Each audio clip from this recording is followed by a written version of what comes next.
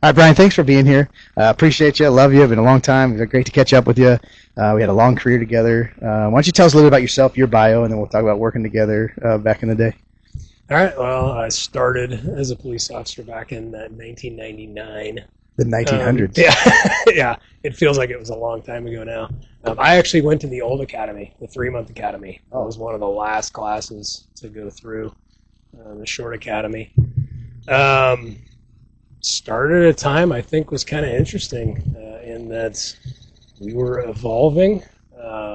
Didn't even have computers in our cars when I first started. We were still using Post-it notes and actually listening to the dispatcher. Wow. They'd put out calls. Call boxes in the street? Well, yeah, probably.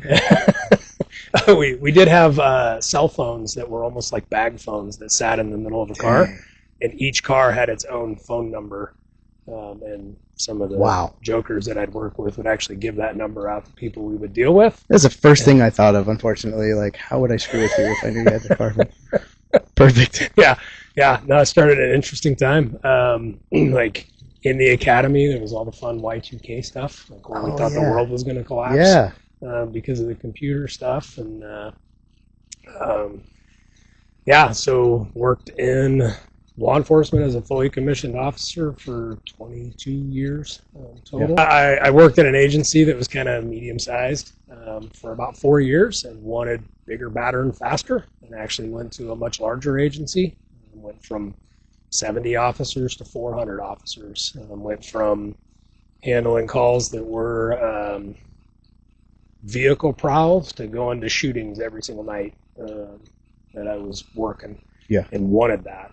Like, that's where I wanted to go. But I only made it about 13 months total at that agency. I was probably there about 3 when I started having panicking. What am I going to do? What did I get myself into? Mm-hmm. And I was actually invited back to my old agency. So I went back and finished out the rest of my career there and did a lot of things. Yeah, and not too long after that's when I met you. Was it? When I got brought on, Yeah. Good. We worked together for a long time. Lots of fun. I mean, I honestly still love this job, and I think I'm fortunate to have come back from a place where I was at to stay in the job and still love it. But it is different now than it was when we started. Yeah. Do you want to talk about any of that? Oh, yeah. I mean, anything that the statute of limitations is up on. We used to have a lot of fun together. We did. We had a good time. Like, it was a tight-knit group of people. And I worked with a bunch of old-timers, guys that came from huge agencies in other states and had tons of experience. Yeah. I was baby-faced. We talked about, like, sharing funny stories. One of the first calls I went on was a bar fight, and I walked into the bar, and a guy in the bar stood up, and he's like, "Holy shit, are you still sucking on your mom's tit?" And I'm 22 years old, baby-faced, walking into this bar, like, just, total craziness. But we were busy. We were way busier than I ever expected. I remember nights, Friday and Saturday nights, where our shift would run out of handcuffs. We had actually arrested so many people at all the bar fights and stuff that were going on. Yep. And then you were in walking patrol for a while. I got into that. I got into that after I got back from that larger agency. Yeah.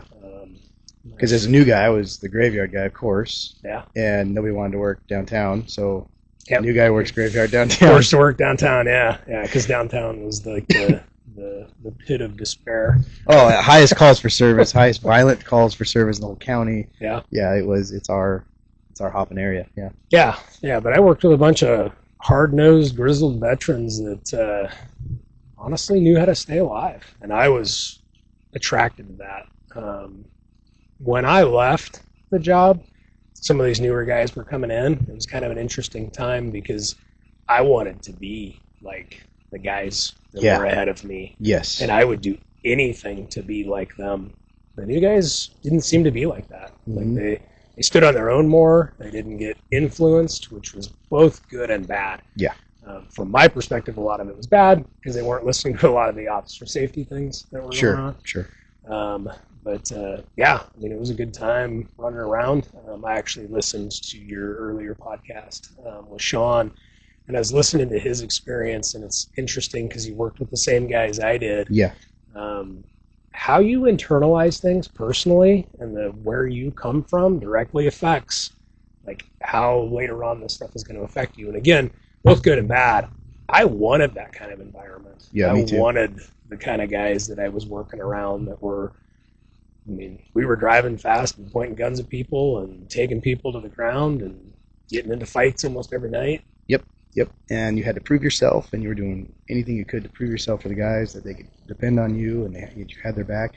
I call them my Titans. Yeah. I saw them as these larger than life guys, and some of them were big guys, right? And super tough. Nothing got to them. You know, if they show up, no matter what happens, you're going home safe. Like, these guys protected you.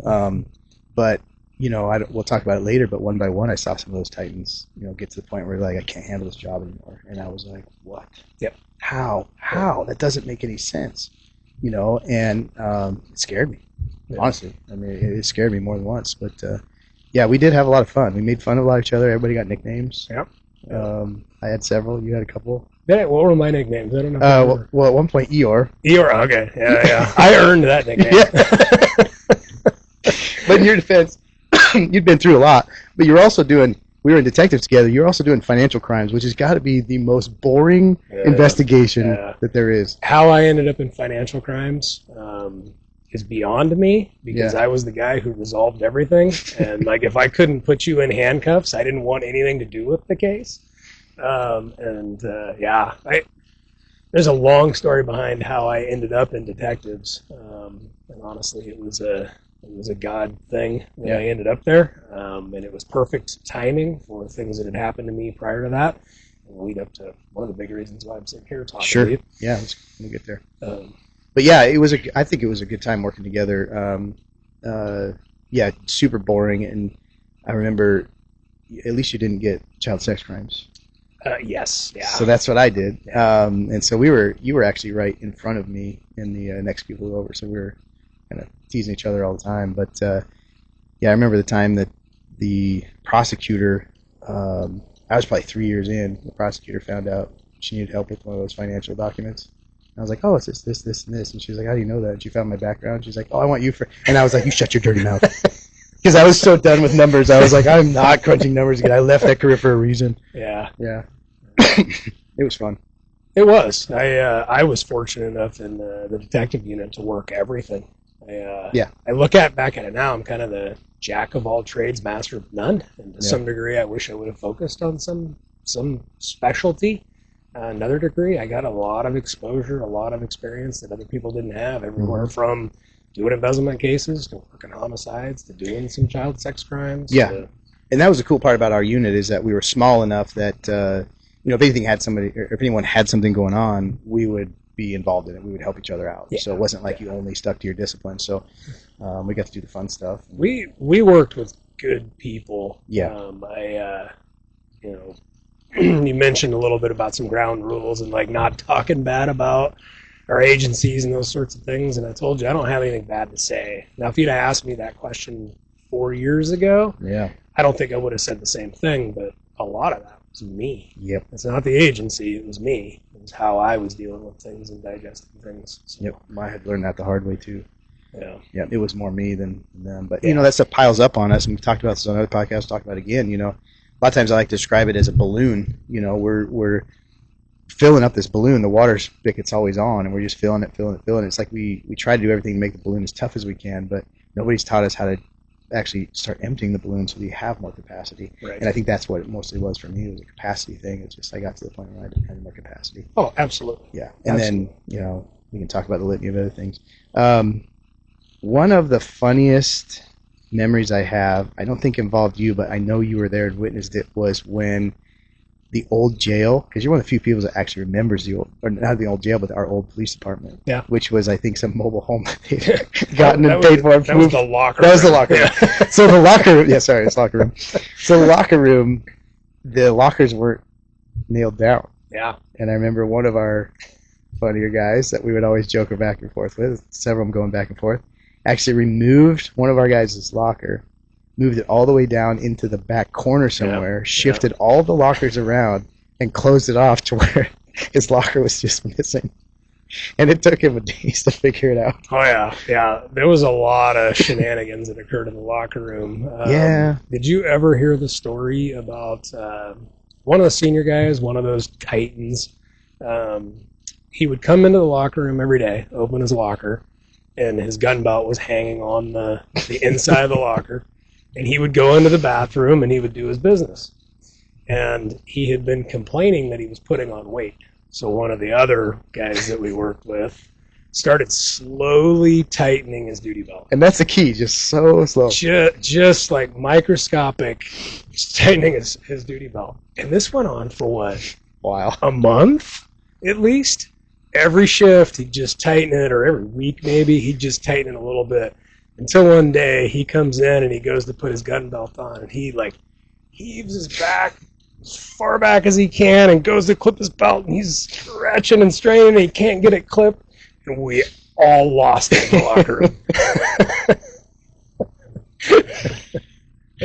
One of the things I've said in a lot of my classes, especially firearms, is that, you know, life's about choices. You can choose to grow up or you can choose to be a cop, but you can't do both. No, we were definitely children.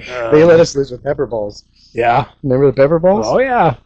We were constantly messing around with those things. And when I became a pepper ball instructor, those things were like $3 a piece, right? But it became a game. We'd stand outside of some of the bars. We'd have these big fights with the pepper ball gun. And one of my really good friends would drop the pepper balls by your feet and try to get you to step on them to get you exposed to them while we were out there. Oh, they're so awful. So the retaliation for that is probably not the smartest move in the world, but it was going to be funny. Is taking some of the pepper balls and taping them to the brake pedal of the shared patrol car in the hopes that they would slam the brakes on at some point in time. During their shift, but that was a failed experiment. Yeah, it actually didn't work as well as we were hoping. No. Works better when you sprinkle it in the fence. Yeah. Do you remember? So, one of the things that a lot of people don't understand about us as first responders is our darker sense of humor. Yes. And sometimes I think what people need to understand is that you're in so much stuff that you just gotta find a way to laugh, or it helps us deal with it, even though the rest of the public may come in and be like, why are you joking about this? And oh my gosh. And so as a child sex crimes detective, that was one of the things that I used to have to use to try to deal with it. It became kind of a ritual. Well, it became the quote of the day. The quote of the day from your local sex crimes detective. Can I tell the quote, or where you can tell the first one? Yeah, where the quote came from? Yeah, where it came from. Yeah, started from is he was back working on a case, and he was having to watch I think it was videos of child pornography, and jumps up off of his desk and says, "Well, I'm not eating my banana today. Does anybody want it?" Or something to that effect. It was, and I'm like, oh. Quote of the day from your local sex crimes detective. Yeah. And I actually wrote it out on a sheet of paper so we could have it and continue. No, and that was not intended to be funny. It was actually serious. Like, well, no, I'm done. Yeah. And then everybody started laughing. We started using it, so that actually fueled me, which made me come up with something every day. So yeah, I don't think we should share all of them.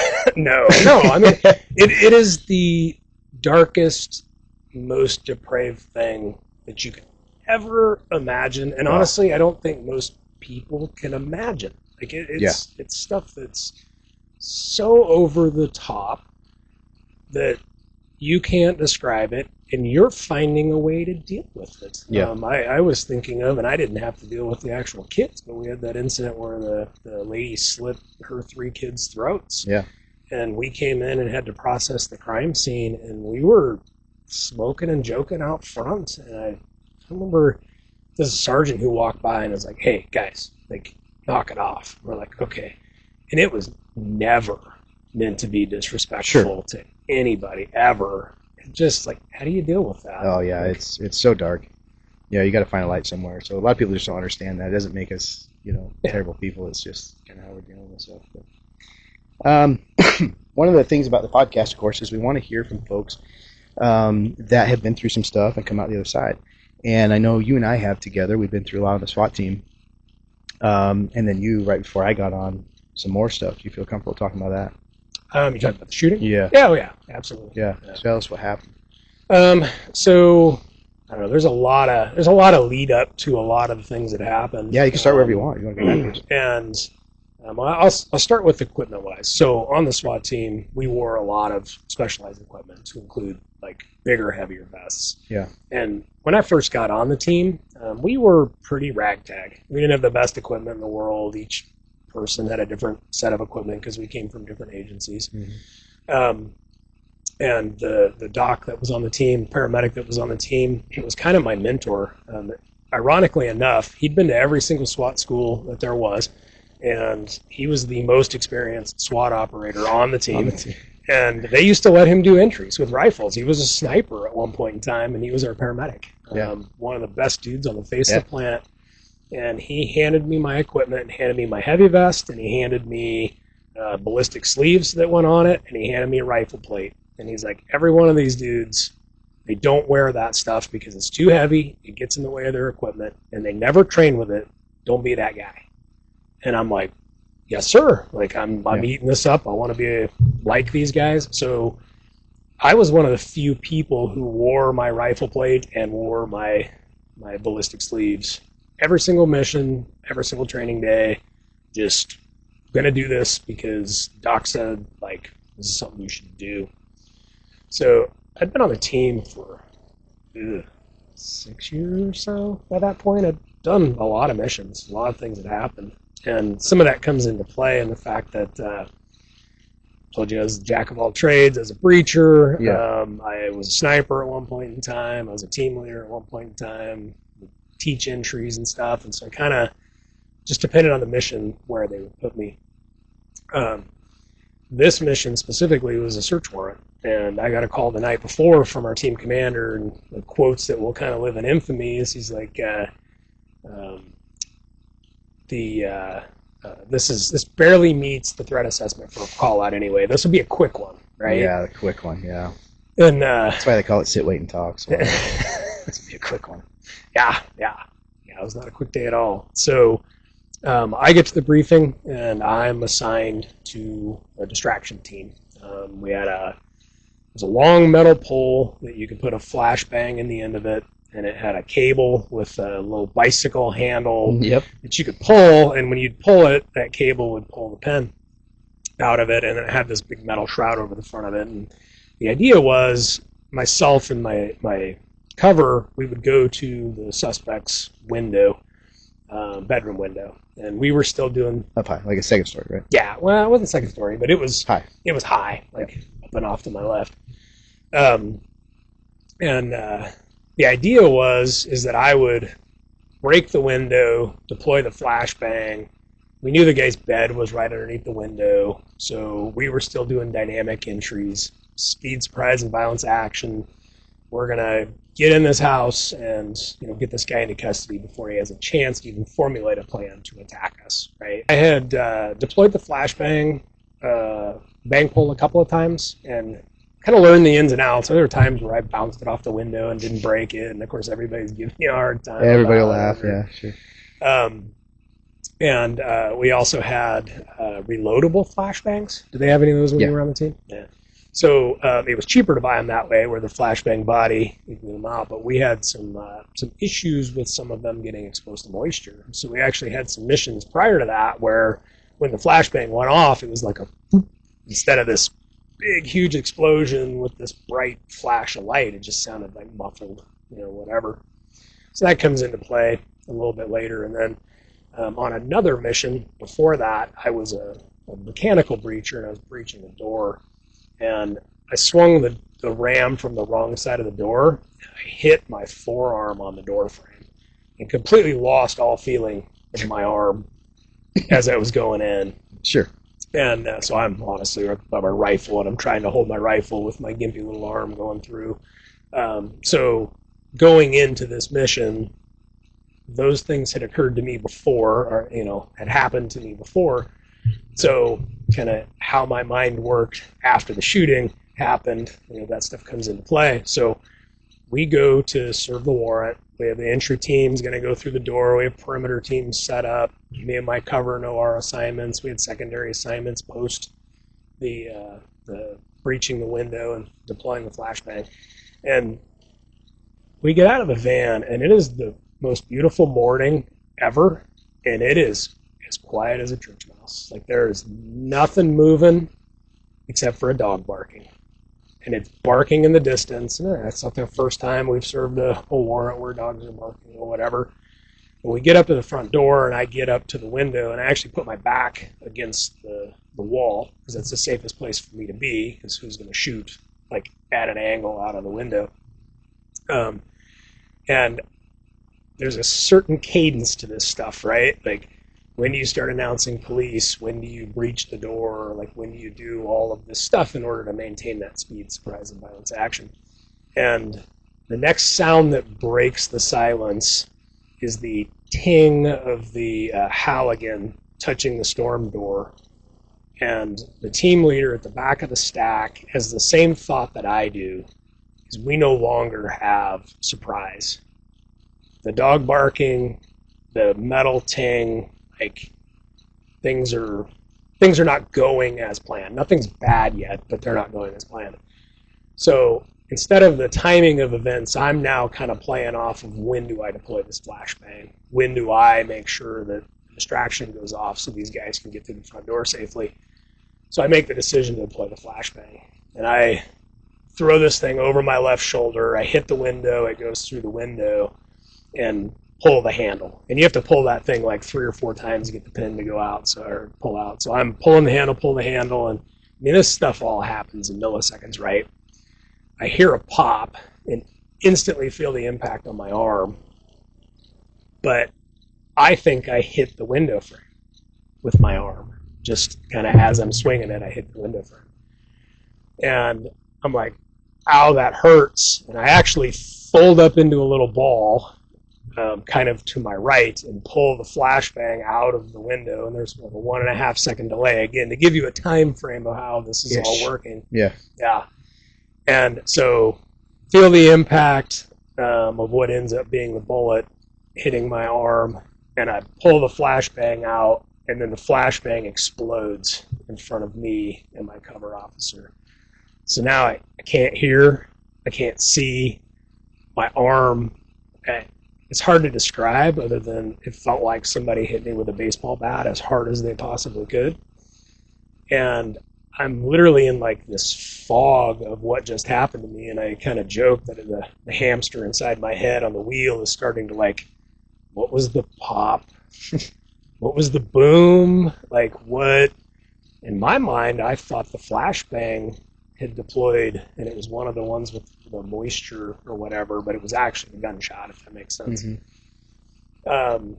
The team leader was now standing right behind me, and he sees me kind of fold up into a little ball and puts his hand on me, and that was like what woke me up out of the fog. He's like, "You okay?" And I'm like, "Yeah, of course I'm okay." So we move on to clearing our secondary assignments. We have a car to clear. We have a small outbuilding to clear. And the whole time that hamster is like, eat her. Like, what just happened to me? Why does my arm hurt so bad? And at some point in all of that, it dawned on me, like, I think this guy shot me. And I kind of look around, and I don't see any blood. I don't see anything that looks wrong. And I'm like, oh, hit me in the vest. Like, vest saved my life, you know. And we get done clearing stuff, and I'm kind of walking back calmly, and I look at my partner, and I'm like, I think that guy shot me. And he's like, that guy didn't shoot you. That didn't happen. Well, about the same time, you hear over the radio, hey, this guy is saying he fired a round out of the window. We need to do status checks on everybody. So now my partner's like, uh-oh, I think he shot you. And he removes the sleeve, and there's a hole in my uniform shirt. And I instantly was like, you know what? I've gotten hurt a lot in my life. Usually hurts worse if I look at it. So I'm not going to look. Fair. Like, I don't know what this is going to look like. And by the way, at the time, like, we had some medical equipment, but we didn't train with it. And it was too expensive to train, right? put it on your vest. Don't touch that in case of emergencies. Like don't use that. So I had medical equipment, but it didn't even cross my mind to use it or even apply, render aid or do whatever.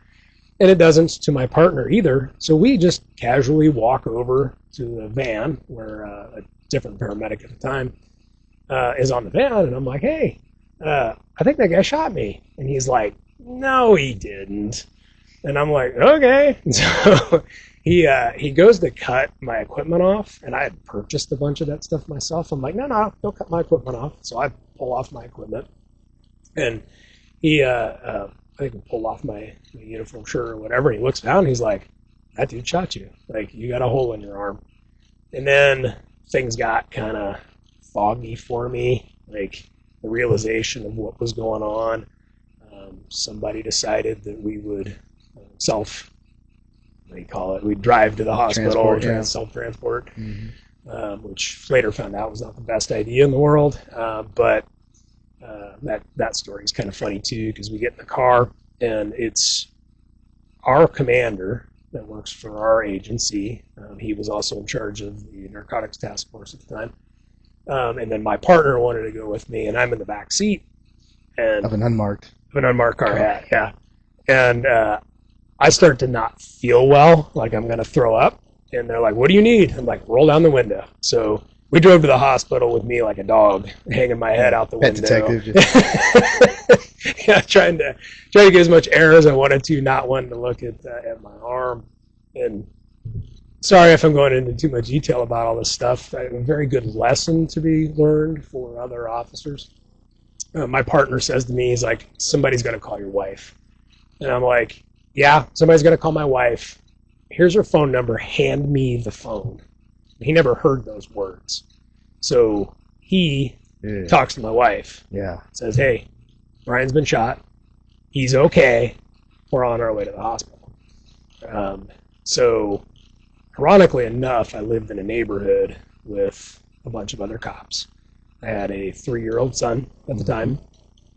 And the other cop, he's a detective for a different agency, is walking out to his car because he got a call out for an officer who'd been shot. He's going to come out as a detective and investigate it.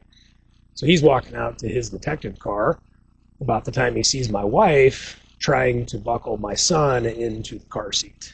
And my wife is shaking so bad she can't physically buckle a car. So she yells over at him like, hey, can you help me? Bryan's been shot. And he starts putting 2 and 2 together that he's now going to me being shot. And by the grace of God, he's like, get in my car. Yeah. And he drives my wife to the hospital. Unbeknownst to me, like, as soon as word got out amongst all the patrol officers, there were people from our agency driving to my house. Like, all of my buddies all did right by me in trying to make everything the best they could. They got to the hospital before me. Yeah. They got hospital staff all spun up on what was going on. And the walking into the hospital experience, a place that I'd been hundreds of times, I felt like everybody was staring at me. Because I was walking, and honestly, later on, the physical injury is pretty small. And one of my buddies comes to my house with a 6-pack of beer and a thing of Barbie Band-Aids. It gives me the Barbie Band-Aids, and I'm like, that's awesome. Because that's all I needed was 2 Band-Aids. Yeah. It was a through-and-through wound that I don't know if you can see the scars. I got a bit of a tan right now, but I just millimeters from shattering my elbow. It travels through my arm and actually gets caught in that ballistic sleeve. The sleeve that nobody liked to wear. The sleeve that nobody liked to wear.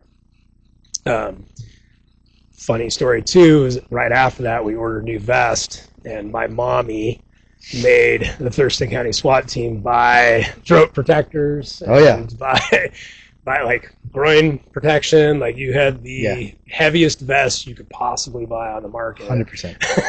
Because that's what I got. Because it was not shortly after that I got on the team. I think I was volunteering at the time, with training and stuff. But yeah. Oh yeah, neck protector, helmet, shoulders, groin protector. I used to call it Ram Man because I could literally do this, and Yeah. there was nothing to see. I Yeah. could just go through a wall. I just couldn't stop. I don't even think you could, like, if you were a breaching team, you couldn't even swing the bang pole through the window because you had so much equipment on. But yeah, so my mommy made everybody Yeah, buy well, it. good honor. Thank you. No, it was good equipment. It was just huge and heavy. It was. It's interesting watching the iterations. I watched as I got off the team and worked the road for quite a while, and I watched as they got away from wearing that equipment. And I get it, right? Mission specific. What are you doing? Yeah, but I'll tell you what, after your incident, I mean, we all wore that equipment, and it became real, right? And we all studied and trained on self-care, care for your buddy, medical stuff, not relying on the medic, being able to do it ourselves and using that equipment a lot. So it changed a lot of things, which is how things work in police work, right? I mean, firemen too. I mean, something happens and we all start taking it seriously, or we try to find a better way. So unfortunately, that was the good thing that came out of that. So we started taking that stuff seriously. Yeah, I got really nervous when we started doing mission-specific equipment, and we would just do a plate carrier. I was like, ooh, this is not a lot. You know what I learned, though, is that there's a lot of arguments about tactics. If something goes wrong, you did it wrong. If something goes right, you did it right. Like, there's no way to know. No. Like, the classic, do I go to path least resistance or do I button hook, right? Like, if that guy's standing in one portion of the room, sometimes there's nothing you could do, right? Yeah. And, in this situation, I would love to see the angle that this guy was shooting at, because I couldn't have been more than a foot away from the wall when I swung that thing. He had to have been standing like against the window, and he shot through a closed window. I actually still have fragments of window frame and screen and Really? all kinds of garbage in my arm. Yeah, I didn't know that. some shrapnel and stuff. Oh, wow. The bullet didn't come apart like it was supposed to. It was a federal hydroshock, I believe. Okay. Something like that. Wow. I didn't know that. Yeah. So what was your experience once you'd gone through that with department, team? Talked about that a little bit. So I want to say, like, there's so many fronts to this story. There's so many things that happen. It's so many spider webs in my life, and I think by design it does. Mm-hmm. It was surreal, like, the hours and days after that whole event, because I was the guy who kind of lived everybody's worst nightmare. Like, I don't know. We've had some officers get seriously injured here in the last couple of years and been through some horrific stuff, but at that point in time, I was the first guy I think there's ever been shot in the line of duty. And so nobody knew how to deal with me. And some officers, I actually had one of them come to my house and hand me a card and was like, I bought you a card for that? Really? And I'm like, yeah. Like, I got a hole in my arm, and my arm's 3 times the size of what it should be right now, but really and truly, I don't have that much of a physical injury. Yeah. And that became a problem for me. In some ways, I wish I was hurt a lot worse, because mentally I was hurt pretty deeply. Sure. But in a lot of ways. But it's like, if I had a bigger physical injury, I can justify why I feel the way I feel, kind of thing. But I had other people who would walk up and touch me. It was bizarre. I had it happen a couple of times. I'd been walking down the hallway at the station, and people would walk up and touch me. And I would turn around, and they would just walk off and not say anything. I had other people who were crying around me, saying this is the most horrific thing ever. And I didn't know how to feel. Like, how am I supposed to feel? One guy's like, this is no big deal. And another guy's like you've lived the worst nightmare kind of thing. And unfortunately, I let that influence me a little bit. I wasn't sure what I was supposed to do or how I was supposed to feel. Mm-hmm. I think it scared the hell out of all of us. Yeah. Honestly, because it becomes real. It's not just something that happens on TV or on the internet. And, I talked about this a lot, and you mentioned it too, that, I didn't really know fear until I had a wife and kids. Yeah. Especially kids. And I was like, oh, God, right? And a kid home, I think it hits a lot of us differently. We don't know how to act. Well, I go through a fair amount of therapy. I got to figure out how many years it was. I'm going to say 6, just kind of guessing after this whole thing. And then end up in a second round of therapy because I'm struggling again. And that second round of therapy, figured out that it was my wife's face that was like stuck in my memory walking into that ER room. Yeah. Surreal. Like, yeah, it's just crazy. And in some ways, honestly, I probably made it a bigger deal than I should have. And if, I've heard some people, I've got some friends that are special forces guys, are like, yeah, we wouldn't have made that a big deal because we didn't want to make it a bigger deal than it would have been. Like, we'd have had to be right back out there working again. And I'm like, maybe that was the best solution to all of it for me. But I look at where I'm at, and you get me back on course if I go too far off. That wasn't really the event that tipped me over. Like, there was, up to that point, 10 plus years worth of garbage in my garbage can. Mm-hmm. And maybe a better way to say it is that did tip over my garbage can. It wasn't the shooting that I struggled with initially. It was actually a fight that I got into in 2003 that I started having nightmares about and started like having the sweats. And it's hard to describe to other people how that feels, but I remember coming home one day from doing something, and my wife had left a dish next to the sink, and I lost my mind. I went out in the backyard and was screaming my head off because I couldn't control this rage. And I honestly couldn't control any of my emotions after that. And thought I was losing my mind. Yep. And we're not people that enjoy being out of control. No, not at all. To get to your question, that relationship between the department and like how things happened after that. So in these kind of events, we have the shooting teams that come out and do the investigations. The team had actually been ordered not to talk to me because they didn't want, I was going to be given 48 hours to provide a statement, and they only knew how to do a shooting where the officer had fired a gun. And so they kind of lumped me into all of that initially. Because they didn't, in their minds, they didn't want you tainting the statement or have some argument that you were influenced. Yeah, that was their reasoning. Yeah. Honestly, this had a huge impact on my detective career because some of the things they did were 100% right for the case and for me as a victim. But being on the other side of that sucks. It's horrible. It's a horrible process. So fortunately, all of my brothers hopped in their personal vehicles after they had all of their bullets counted and had pictures taken and interviewed and all that stuff, which took hours. Oh, yeah. They came to my house with some pizza, which I could still eat at the time. Now I can't, but why not? I'm gluten-free. Oh, yeah, okay. Like, my stomach gave up on me, too. Sure. But they showed up at my house, and it was one of the coolest feelings ever because the whole time I was in the hospital, I'm like, all I want to do is be back with my guys, with my team. Yeah. I want them to know that I'm okay. Like, this is not that big of a deal, and we're good. So they came out, we visited. It was honestly fantastic. They left. That 6-pack of beer sat in my fridge for probably 2 weeks. I didn't touch it because I drank on the weekends, but I wasn't much of a drinker. That's important because I started losing control of things, and I decided to have a beer, and it was the first time I felt normal in 2 weeks. Yeah. And I remember thinking, damn, that's how fast it happens. I'm not doing that. So I put it away. Like, good, I'm not going to drink. And I was able to control that for a while. But lost that battle pretty badly towards the end of my career.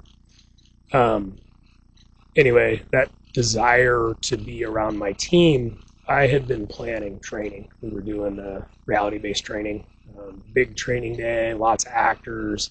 We were using live flashbangs. We were using simunitions. Like, it was a big deal, and I was the lead instructor. So I was also supposed to shoot in a competition, right, like in that time frame.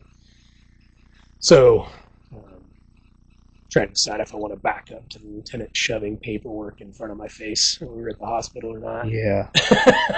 So a lot of what we wanted to talk about was the department's reaction to this stuff. So I'm sorry I skip around. That's okay. No, it's your story. But yeah, it's important to talk about all this stuff because, like you mentioned, some of the stuff you've been through, you realize you're going back through it and getting well, that it's not necessarily that event. You realize how much has been backed up, that event pulled some trigger, right? Yeah, keep going. So I'll back up to tell this part of the story of I'm in the hospital room. They've taken my shirt off. They're treating me. They gave me Dilaudid against my wishes, which pissed me off. So now I'm high as a kite. Mm-hmm. And they're literally flushing bullet fragments out of my arm. I'm watching the stuff come out of my arm and go in a little petri dish. And we have a lieutenant who's got L&I paperwork. And I didn't know it at the time, but he's got it in my face. And he's like, I need you to answer these questions, and I need you to... And I'm literally like, high as a kite. Yeah. And one of my really good friends walks in, and here's the lieutenant, here's a patrol officer, and he said, get the F out of his face and get out of here right now. And the lieutenant looked at him and turned around and walked right out of that room. And that officer, throughout the rest of my story, even to today, has been there for me, and been the guy who's made it okay for me to be okay. And anything I've done since then for other officers has been because of him. It's been to pay it forward. Like I was given a gift that day, and I was told that this wasn't for me. And this, what I believe that meant to be, is that I'm here to tell this story to help other people and let them know it's okay to go get help. Yeah. Like you honestly are a bigger man for stepping up and saying I have a problem than drinking it away. Right. And hiding it for as long as you can. I read a great book recently about a guy in World War II. He goes from Sicily to Berlin, and everybody's killed around him. He's one of the only people to survive that long in the war, and it dawned on him that everybody has a breaking point. Some people make it 20 years, some people make it 2 days. Like, everybody's got a breaking point, and hopefully we can teach these guys to not let it get so bad. Right. To not let the garbage can get so full that they hit that breaking point. And the cool thing is, back then they had no idea how to deal with it. Today, they actually know how to deal with it. There's actually a cure for this stuff, and you can feel better. If I can give that gift to anybody based on this experience. Agreed, and that's why I wanted to start this, and that's why I wanted to do what we're doing, because not only do people have stories to tell, but what you went through, what your brain goes through, what you react to physiologically, mentally, emotionally, that is how our brains work. It's not broken. Like, you're not broken, you're just full. And there's a way to empty it, there's a way to fix it. And, I'm comfortable talking to you. We go to the same therapy group, and it's the same type of therapy, and it is amazing, and it works. I'll do my best to get him on the podcast and, yes, get him out here to talk about what the different types of therapy, how it works. And during that process in the 43rd mission, for me, was the same thing. It was, I want to give these back. The 43rd mission is us now working, my wife and I as a family, with other people and helping them get the support that they need, and start talking about this stuff, and stop being afraid to talk about it. Stop being afraid that people are going to change their mind about you. That is not what happens. In fact, my experience was I started actually, been in therapy a long time, and I started learning about these physiological effects and how to make action items for each one of them. And then I started sharing it with other people. I got nothing but positive feedback. Nothing. Nobody was like, oh man, I'm sorry you're screwed up. No, they were all like, I'm proud of you. That's awesome. Good for you. Like, keep it up. So nothing but encouragement. And here I thought I was like protecting those around me by not talking about it, or suffering through it, because that's just what you do. I mean, not to be on a tangent, but I like to share stories about my childhood growing up in the 80s, where we were around these action movie stars all the time. Bruce Willis, love you. I'm sorry you're going through what you're going through. So I don't want to pick on him, but he was always the one that stood out to me. And you got Arnold Schwarzenegger, and you've got all the guys from Die Hard. You pick your movies, right? But when have any of those characters not had a screwed up home life, a screwed up relationships, using alcohol, and we see it and we know it, and we're just like, oh, I guess that's just how it is. No, that is not how it has to be. But it was like personified. Even Hollywood figured it out, right? We still wanted to be that guy, but we refused to acknowledge the stuff that's happening inside of us. Well, I'll owe apology to you, but I didn't know it at the time. one of my first experiences with you, I knew you'd been through something. Like, I knew that something was off and you weren't acting like yourself. I didn't say anything. Yeah. Because you know what? The way you were acting was normal. For us. For us. Yeah. Oh, yeah. Yeah. The acting out, the explosions in briefing, the throwing stuff across the room, like, and Taking on the admin. Oh, absolutely. Yeah, I'm a stick it to the man, because they're like total attitude. That's all products of the amount of stress that you are under. And something I've done has not helped in me, like prepping to come talk to you, is sit down and start writing from day one. Mm-hmm. And it was day one. Like, it was day one that I started on Graveyard.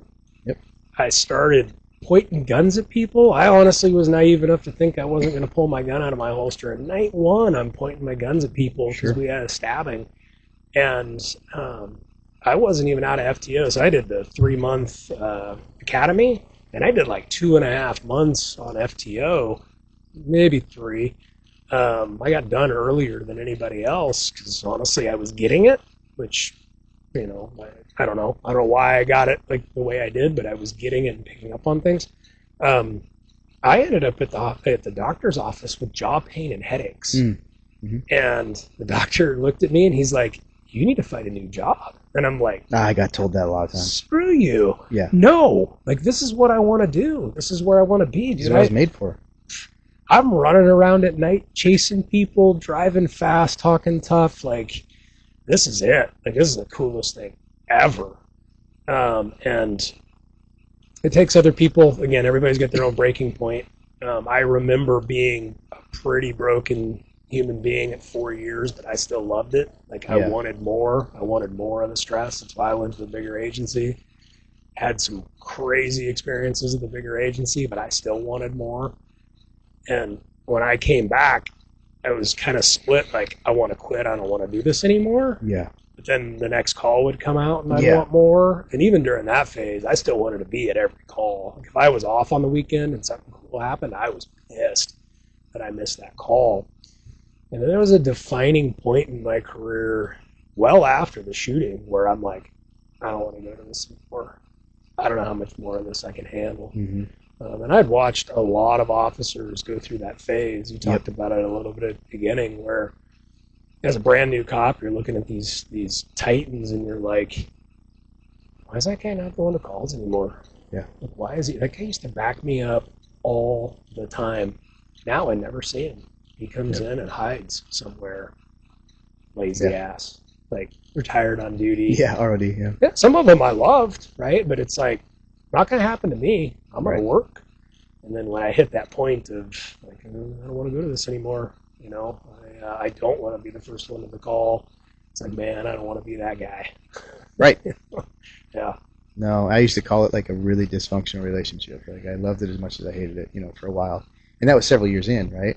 And now you got documentation by ADA saying, you know, after 10 years, it's a presumptive diagnosis, PTSD. And I think it's spot on. Oh, yeah. Because we deal with so much trauma in other people. And we just go to the next call, you know. I don't even know if it's the trauma. It's the stress of every day. Like, when I left and I took my gun off, the next day I woke up, I'm like, this is the first day in 22 years I have not had to think about getting involved in a shooting or shooting somebody, and mentally prepare myself for that. That ritual got 10,000 times worse post-shooting because I developed the mindset of, I'm not letting this beat me. I'm going to beat this. Mm-hmm. The statistics were against me. It's like 3 years, I think, something like that, 2 years, 3 years.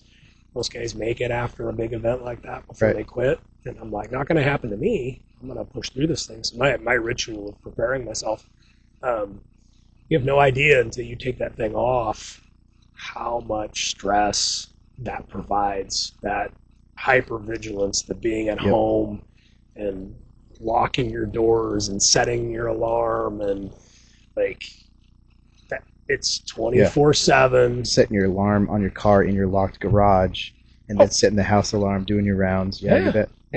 I mean, it's hardwired into you every single day. And all those guys, talked to some guys today that I haven't seen in forever who go on vacation, and then they come back and they're like, on vacation, I was great.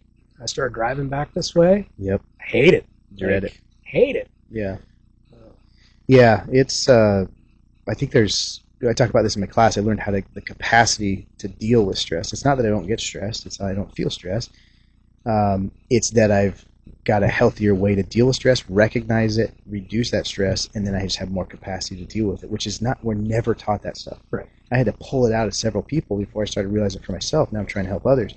But it's a stress response, and that's what I'm saying. There is a physiological response to that too, because it's hormones, it's chemicals, there's things going on inside your body, there's nerves that we talk about in the class that show, when you're operating up here all the time, your baseline just keeps coming up. And eventually you never get to come down. You never get to rest and digest. You start having heart issues like I did. You start having stomach issues, intestinal stuff. It's all related. And until I had that light bulb go off and fix it, I didn't realize just how stressed I was. And you mentioned something really important too, is that a lot of times, I wasn't feeling emotion. I would recognize that this was a fun moment or a great moment, but if it was anything other than anger, I wouldn't really experience it. Like, I would recognize that this is a fun time, but I wasn't really experiencing the fun or the joy or something like that. And so, because of that, it was also tied to having a really bad long-term memory, because there was a lot of times I would wish I could remember this stuff, but I couldn't remember them. Then I started realizing that, with better emotions, you have better memory, because you don't remember the stuff that are emotional.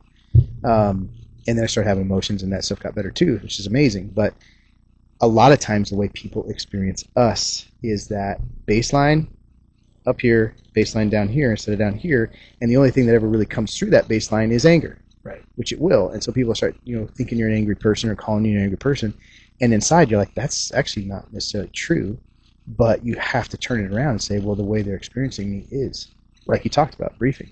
Yeah, I'd fight anybody. Yeah. Right? I had no emotional control, yeah, unless I was on a call, which I find fascinating. That one of the things I prided myself on, and hopefully I achieved this in my career, was to be the calm, like in the storm, to be the guy that everybody looked to when things were going nuts. And I think for a while I had that, like I was really dialed in.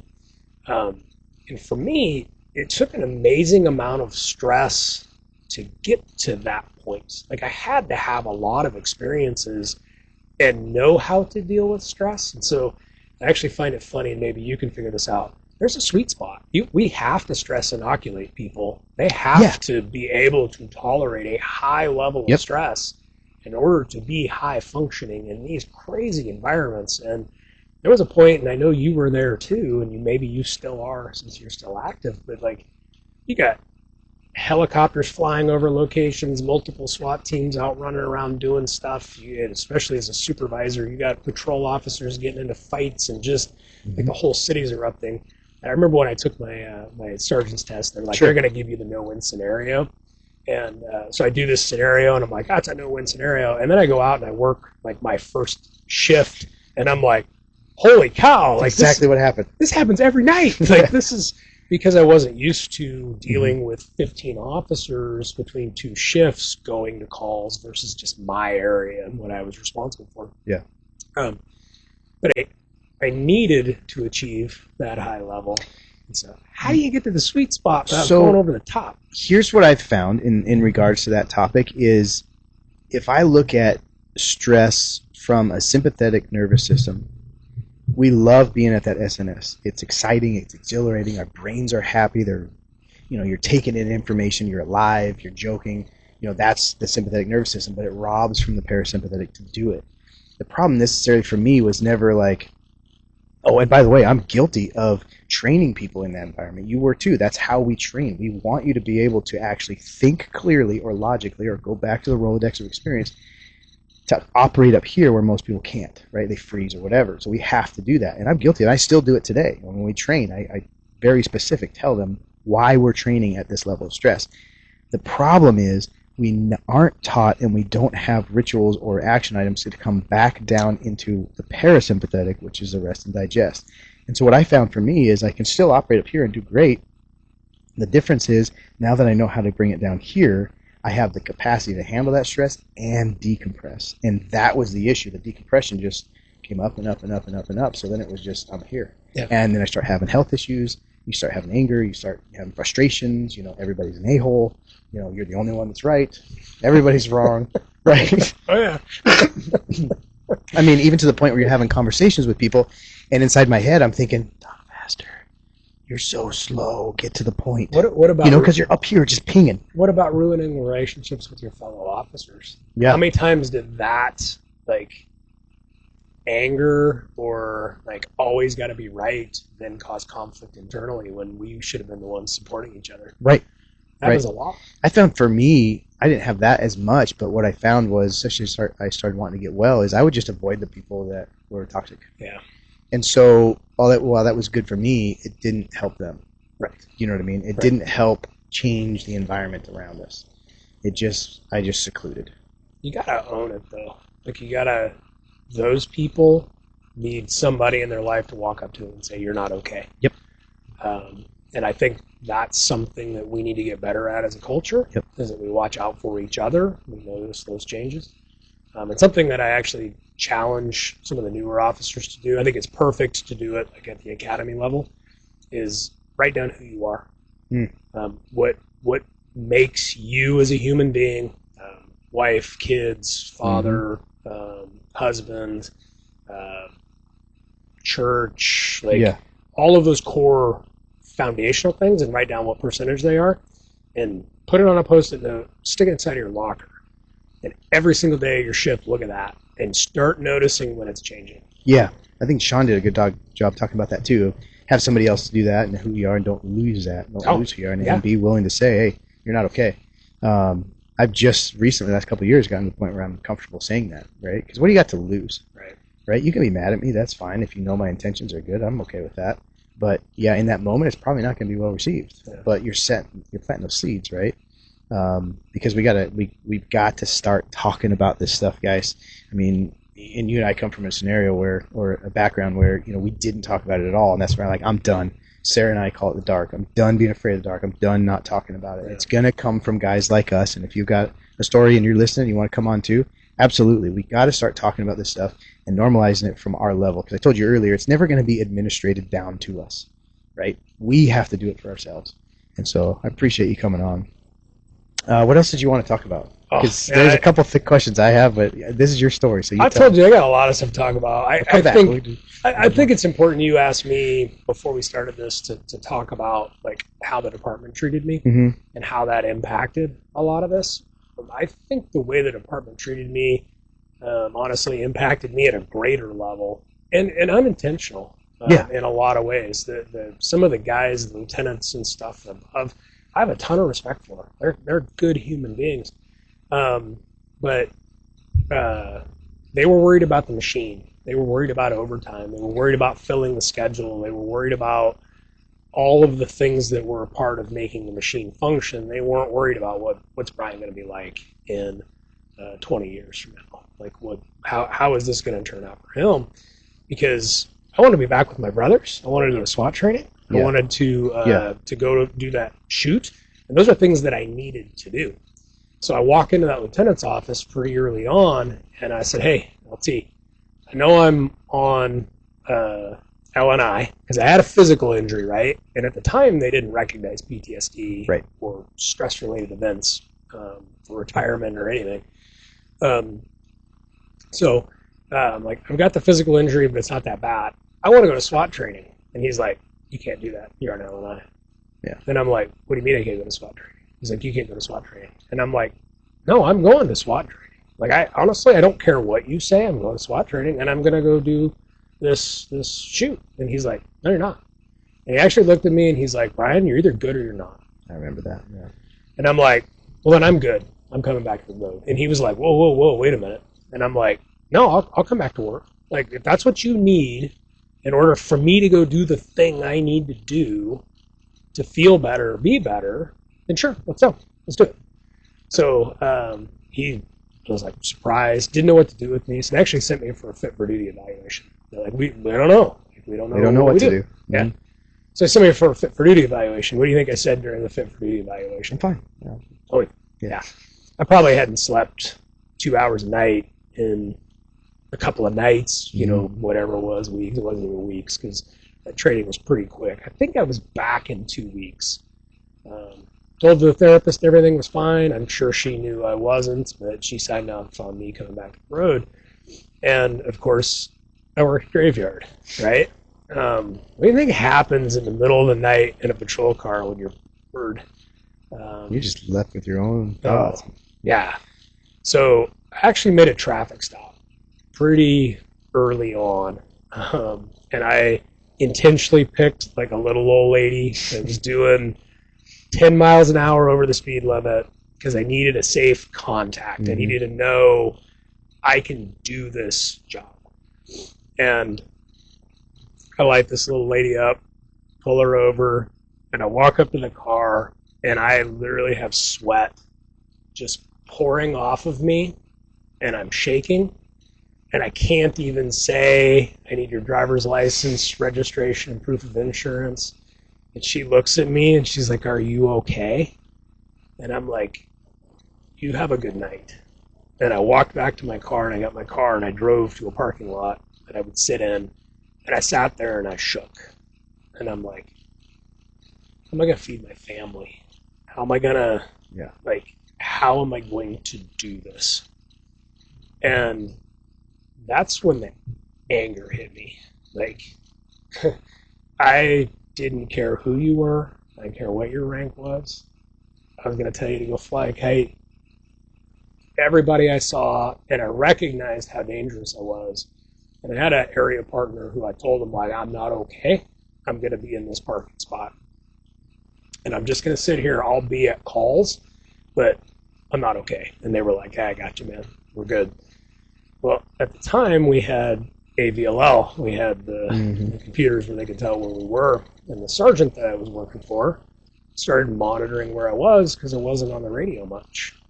And he calls me into his office, and he's like, hey, I noticed you sit in this parking lot a lot at night. And I'm like, yeah, I do. And he's like, you want to explain to me why you're not out arresting DUIs like the rest of our shift? And I just unloaded on him.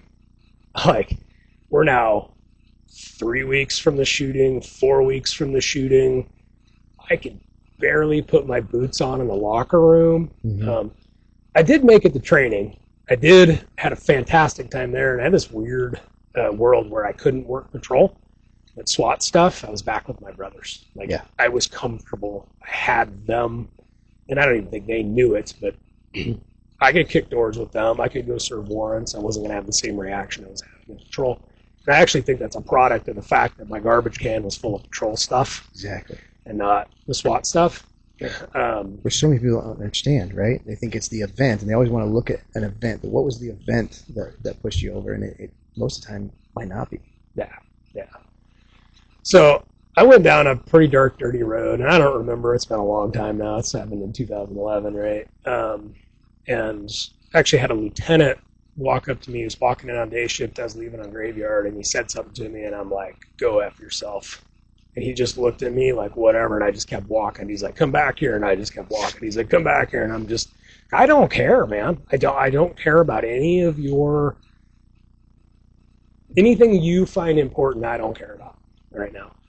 And I think he said something to some people, and then anyway, my buddy who was in the hospital room came to me, and he's like, dude, you are not going to end up being like me. You're going to go get help. And he's big knuckle dragger. Like, he was a guy who you wouldn't expect to be the guy to tell you to go get help. Mm-hmm. And he sent me to somebody who ended up being absolutely fantastic, and helped me learn to manage my symptoms. I went in and I said, hey, I need some time off. And the lieutenant was like, that's great. You got tons of vacation leave. And I'm like, you gonna make me take vacation? I remember yelling at him. I'm like, I am the victim. I didn't do anything other than stand in front of a window and get shot. Like, honestly, for you, like your agency, I was doing my job, and I got to burn my vacation leave. Yeah. Like, talk about the, like, screw the department type mentality. So I went out on leave and was like, whatever, I got to take time off. I was reckless. I had a motorcycle at the time. I was doing 130, 140 miles an hour on city streets. I was not safe. I remember doing 140 miles an hour on the way to a therapy appointment. And I walk in the door, and I'm in a good mood. And I walk you feel in. good now. Yeah, yeah. She's like, tell me the last time you did something stupid. And I'm like, made it here in like 2 minutes. Yeah. And that was a nice bike, by the way. I do remember that. Yeah, I actually sold that thing. Oh, sorry. But yeah, I wasn't sleeping. I was out of control. I think I told you I was having nightmares about this fight that I'd gotten into. It was just weird, right? Started doing the therapy, and my world spun out of control. My mom had a weird relationship with all of this. She still is not okay because of it. My wife had a reaction to all of this, like the dropping the pebble in the pond and the waves that went out from this whole thing. I know it affected a lot of people in a lot of different ways, but my sphere around me, my relationship with my mom has never been the same since that day. And they all had their own reactions, their stress reactions. I hate PTSD. I hate the term because I think it's overused anymore. But yeah, for sure. They had their problems with it. And so my world was out of control. And I got a 3-year-old kid at home, right? I actually feel, if he ever watches this someday, I'm sorry, buddy. I was not right. I shouldn't have been parenting at the time. I was losing my mind over stupid things, screaming and yelling and just not never hurt anybody. But it was always just like the Hulk, like coming out in me. And I just had no control. The only place I felt normal was in the therapist's office. It's the only place the tornado stopped spinning was when I would walk in there. So those became my refuge. That was where I needed to be most of the time. And it started lessening over time. I needed to be in there 5 days a week to start off with. And then I could go 3 days a week or whatever. And then she was fantastic. I had a relationship with her that other people don't. The fact that I had her number and I could call her at 3 a.m. and she would answer her phone. Like, just a fantastic human being that had a heart for helping officers. So the fight becomes important in that she's like, we need to go do exposure therapy. We need to take you there. So she took me back to the place where that happened. And I told her, I was like, this is stupid. It was the first time I'd ever experienced what I like to refer to as psychological voodoo, because I collapsed. I just started crying. Like, I don't know why this event bothered me as much as it did. It shouldn't have been as big a deal as it was. But I had, I do know, and the fact it's the first time in 5 years, 4.5 years of my career where I was losing the fight. I was not going to win the fight. I thought the guy was going to kill me. I wasn't going to make it. And that was really the day that I became different. That was really the event that kind of was the catalyst for packing my garbage can full of stuff. And we do the exposure therapy. We drive away from there. That night I started having nightmares about the shooting. And from then on, because I processed that other event, the stress was about the shooting and the things happening with the shooting. And my buddy Paul at some point came to me and he's like, dude, you got to get back to work at some point. What do you want to do and how do you want to do this? And I'm like, just go back and work graveyard. He's like, you're not going back to work graveyard, dude. Like, you're going to self-destruct. And I'm like, what else am I going to do? Like, this is what it is. He's like, what if I can get you into detectives? What if I can get you some time up there where you can carry a gun and you can go do police work, but you're not out making contacts, chasing calls, doing all the patrol stuff or whatever. And I'm like, sure, that sounds good.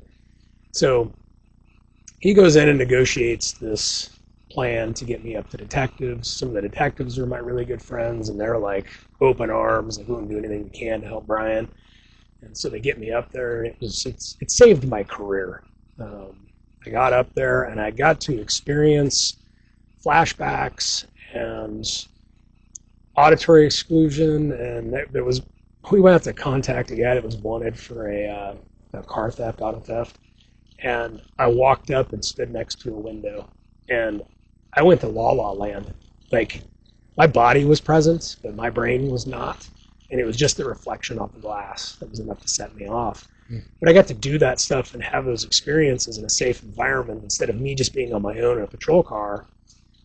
I had my friend there to help me through it. He didn't know till later. I'm like, I apologize. I'm like, I'm sorry, man. I don't know where I was. And he's like, it seemed okay to me. I'm like, no, I was not okay, man. But I got to experience police work in a different fashion and actually kind of fell in love with investigations when I was there. The point behind this part of the story is that they gave me 2 months in detectives.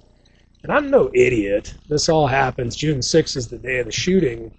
That time frame just so happens to fit when the SROs are no longer going to be working their summer patrol schedule, and they needed me back in the patrol schedule in order to meet the minimum staffing requirements. So the day that they're like, nope, you can be in detectives until then. So I go to the lieutenant's office. He actually calls me in. He's like, how you doing? And I'm like, I'm fine. I'm good. Like, and he says something about me coming back to the road. I'm like, yeah, absolutely. I will 100% be good by that date. Like, just trying to point out, like, how asinine is this that you got to get me back because you're worried about overtime. When, by the way, we were running like auto theft or vehicle prowl details where they would pay thousands of dollars in overtime to people to sit out and do nothing about crimes that nobody cared about and never catch anybody. But yet me, I got to be back on graveyard, man. Like, we got to have that body in that spot. Met a lot of really cool people out of this because people came out of the woodwork from other agencies.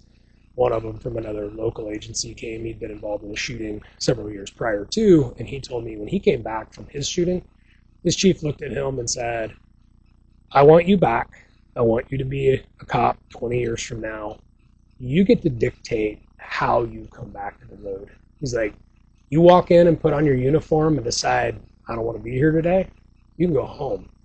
You walk in and say, I'd rather work the front desk for a couple months. Work the front desk for a couple months. Like, you have an open-ended period of time to come back to work. And this was a different agency? Yeah, whatever capacity. So I had that in the back of my mind, and I'm like, what's wrong with these people?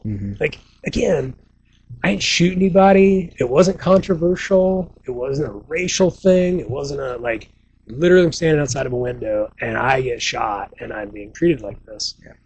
These conversations broke my friend.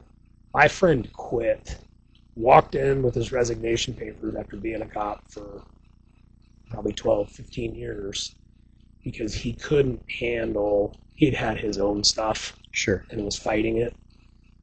He couldn't handle the way they were treating me because they treated me just like they treated him. Another fantastic lesson for people to learn out there, if there's any supervisors watching this. He shot and killed somebody, got cleared, and they gave him back his uniform covered in the deceased guy's blood. So his first day back at work, he's taking his uniform out of evidence bags with evidence tape on them and opening them up covered in this dude's blood. And we actually became like really close during that time. He told me a lot of stories about this stuff. The dude's got a huge heart. It broke him. Like, we're breaking people because we're too lazy to care about Jason. Yeah. We're too worried about stuff that's not important, right? Like equipment. All of my equipment went into evidence for like 2.5 years because I'm now a victim of a crime and I've now got to go through a trial, right? A whole other probably episode of this. We're going to talk about the trial experience. Yeah. But I asked him, like, hey, I had a pair of expensive Oakley glasses and I'm back to doing SWAT work now. Can you guys buy me Oakleys? No. We're not buying you that. We're not buying you new gloves. We're not buying you any of that equipment. And I'm like, I was doing my job. Right. Like, I did what you asked me to do, and now I'm going to have to spend $150 of my own money to go replace equipment that you're holding on to. So, yeah, it sucks. I think we've learned, and we've made some strides through you and other people that we've learned from. Maybe we can't treat them that way. Maybe they can be welcome back to the department and not working. And we don't have to pull the trigger of work versus no work. So I think we're getting there, but I think it's important for people to hear this story and where it comes from, because I had to change my attitude towards administrators. Rather than being frustrated and angry that they're not leading and caring, just accept that that's not their job. Their job and their job description and what gets administrated down to them is to worry about budgets, policy, and politics and image and all these things that you and I just don't care about because we feel like we don't care. And so I had to change my attitude. We can appeal to them what we want. We got to fight for that constantly. I don't think that's ever going to go away. But I had to kind of change my personal attitude towards it. I thank God there's people willing to do that job because I'm not. And I put together some guidelines on how to thrive in toxic environments. And one of that is take control of your attitude, which sucks because the agency itself is just a thing. We have toxic places because there's toxic people. And what I realize is a lot of those same people probably are dealing with their own garbage can. Oh, yeah. And they haven't dealt with it. And like, well, that's what I went through and that's how you're going to go through. And I don't give a shit. And here's the paperwork I need, which sucks. And it's like, we know, you and I have talked about this for years when we talk about equipment needs and stuff we needed for training, and like until something happens, we're not going to get what we want, but we know we need it and we know it's going to happen. Perfect example, Joel was on here, Joel Turner. We talked about his sniper shooting, and we had talked for years about how we want suppressors for these rifles because the second we light one off in a 10x10 room, you're going to wish we had a suppressor and hope there's no children. Well, sure enough, what happened with a 3-year-old? And then all of a sudden, the money's there. Like, why did we have to wait for people to hurt to make change? So I know it's frustrating, but I'll say it on the flip side too. Though, getting to be a supervisor was a blessing and a curse. For the 5 years that I did that, one of the worst assignments I was ever given was our old chief wanted training uniforms, and I was tasked with handing those training uniforms out. And the amount of like seething garbage I got from people who were being given a free shirt and pants. Like, we're kind of our own worst enemy. Always. And sometimes those things like tourniquets and quick clot. Some of these things I wish I wrote down. It probably took me a year and a half to get that stuff approved before we could buy it for everybody and start putting kits together. And then once we got it approved, it was like the floodgates open. I actually had to fight the union on that. Which is weird. I walked into a briefing one day and I'm like, who would use a tourniquet? The chief wants to know. And they're like, oh, per contract, you can't poll our members, so you can't ask that question. Geez. And I'm just like, dude, I'm trying to get life-saving equipment for people, and we're going to argue about polling? Like, I don't understand that mentality. A lot of times it's simply because they suggest it's us versus them. Yeah. It's like, oh gosh, we got to stop. We do. And I don't know that every agency functions the way ours did. I think it's a culture that needs to shift. I love everybody there. I miss being there. Like, they're good people who did good work. I really don't have a lot of negative things to say now that I've gotten a lot of this garbage out of my system. Yeah. But it's still got to change. It's still toxic because, you got to have people who run the machine. But when did your soul leave? And some of these guys, like, they are repressing their own stuff. Of course. And they think, just man up, I got to get through this kind of stuff, and they're going to enforce that on you. We're talking about the people that we, like, are going to kick doors in with, and we rely on each other on a daily basis. Like, get over yourself and realize, even if I don't like you, like there's something about your personality, you're still a coworker of mine, you're still somebody, and you should care about them as a human being. And honestly, until some of those supervisors start taking that stance, or I had the benefit of being involved on the aftermath of some officer-involved shootings, and I had developed enough of a reputation. Some of those admin guys loved it when I came in because then I could handle all the touchy-feely emotional stuff, and then they could do the paperwork stuff. But they at least had enough of a soul to realize that piece needed to be done, right? Like, I watched a couple of conversations outside in the hallways, and I'm like, that's a perfect place for administrators to have those conversations. It's out in the hallway, not in front of the people who just got involved in a shooting.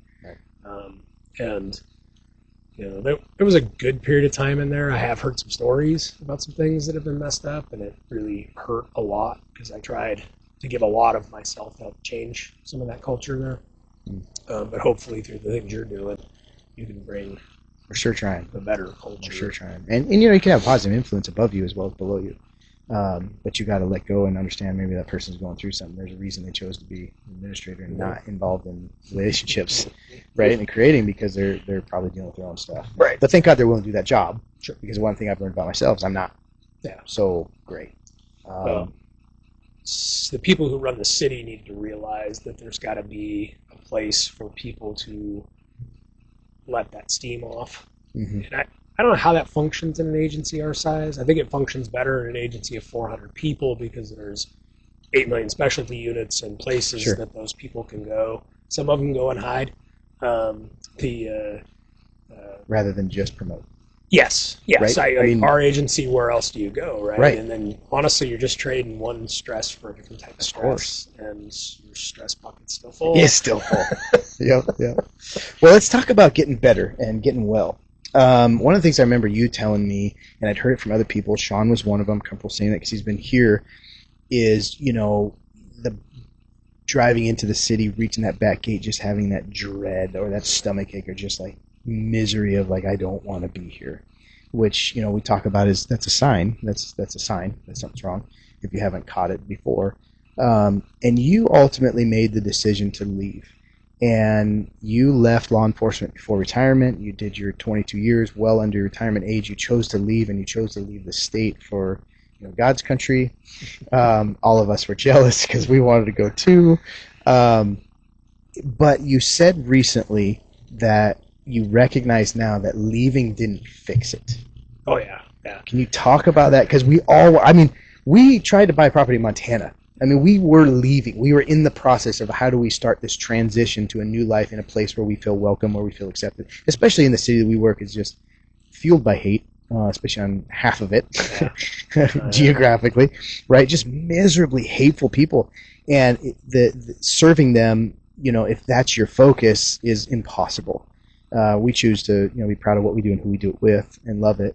But, so it's very easy for us to say, well, I need to get out of this atmosphere because it's so horrible. But it didn't fix it. And it's such a powerful message. Can you talk about that? There's a big lead up to this, right? It takes several years to get to the point where I come to the conclusion that I'm out. I've done, I've had enough, right? And there's a lot of different factors that play into that. I left and I knew I wasn't well. About 3 years before I made the decision to leave, I actually ran into who we're currently seeing and knew that I needed to go. But I had been seeing this other therapist who, honestly, I love. She is fantastic. She saved my marriage. There was a point in time, I actually had an officer who lived in a cardboard box in front of our city hall for a short period of time, and I remember honestly thinking that'll never happen to me. And then during all of this, it's really hard to describe the tornado that I was in and how long it lasted, because it was years of just craziness, where I actually set my sights on not living in a cardboard box. I thought for sure I wasn't going to be married anymore, and I just kept going because that's not what I wanted, right? So I did this type of therapy for a long time, and sometimes you ingest things maybe not the way they were intended to be, but I remember her telling me I've been given a gift, and this is just something you're going to have to learn to cope with the rest of your life. And when you're sleeping 3 hours a night for 4 years, 5 years, 6 years, and you're trying to go into work and do things and trying to stay healthy, working out, and honestly, I was doing all kinds of stuff because the stress is what made me feel better. Like I stressed myself out taking on too many roles. Yeah. Because that's where like I felt okay was when I was stressed. So she releases me to the wild, and I do really good for several years. She taught me to reprogram myself. I used to get angry when my hand would touch the locker room door, and she taught me to go the other way into the locker room. I got magic cure. Like all of a sudden, I'm not angry anymore because I've changed up this routine and I'm not being triggered. But she taught me coping mechanisms. I developed an attitude of, honestly, I was coward's not the right word for it. I'm trying to find the right word for it, but I needed to man up. I needed to just deal with my problems.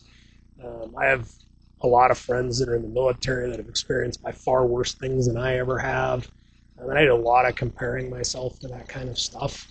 And it's like, you're like, quit being such a weenie about all this and just man up, just go out there. And then I had event after event. I was involved in an in-custody death. A friend of mine who I worked out with was killed in the line of duty.